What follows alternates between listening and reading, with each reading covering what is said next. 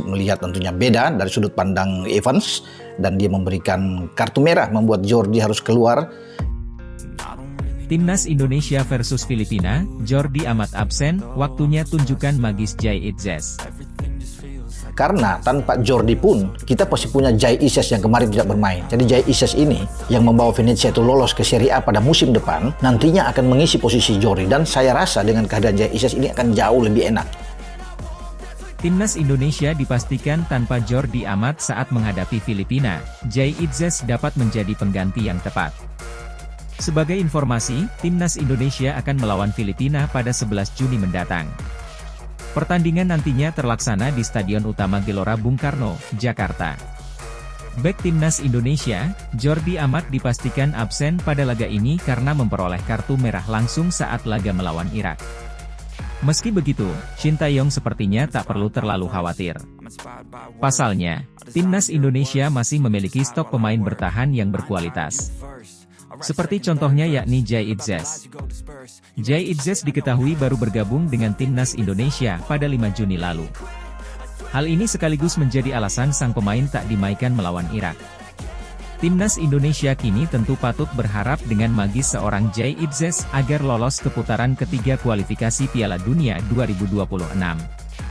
Seperti yang diketahui, pemain berposisi sebagai bek itu sudah 2 kali membantu klub Eropa promosi ke kasta tertinggi dan sekarang waktunya membantu Timnas Indonesia.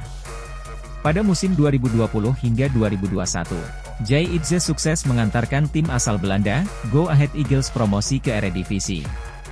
Baru-baru ini, Jai Itzes membantu Venezia FC lolos ke Serie A. Sementara itu, Timnas Indonesia butuh kemenangan atas Filipina untuk lolos ke putaran ketiga. Tambahan 3 poin akan membuat Timnas Indonesia mengunci posisi kedua grup F dengan raihan 10 poin. Poin tersebut sudah dipastikan tak akan bisa dikejar oleh Vietnam. Tim asuhan Kim Sang-sik hanya berpeluang memperoleh poin maksimal sebanyak 9. Peluang Timnas Indonesia semakin tinggi karena Vietnam harus bertemu Irak pada laga terakhirnya. Menanti debut Kelvin Verdong untuk Timnas Indonesia. Proses naturalisasi Kelvin Verdong sudah tuntas. Sang pemain bahkan sudah bisa memperkuat Timnas Indonesia. Kini, publik pun menantikan debut Kelvin Verdong. Ia bisa dimainkan saat Indonesia melawan Filipina dalam babak kedua kualifikasi Piala Dunia 2026 pada 11 Juni 2024. Dikutip dari Detik Sport, proses naturalisasi Kelvin Verdong sudah beres tuntas diambil sumpahnya pada Selasa.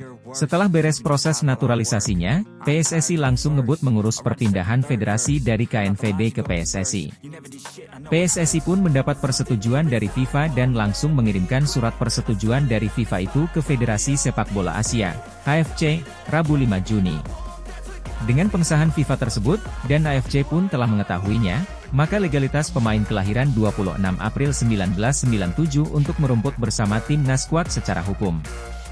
Ketua Umum PSSI, Erick Thohir pun memberikan apresiasi kepada FIFA.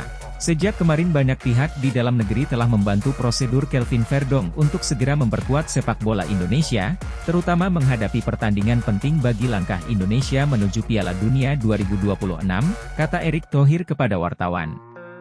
Saya apresiasi proses persetujuan yang dilakukan FIFA, yang secara langsung ikut mendukung agar sepak bola kita maju.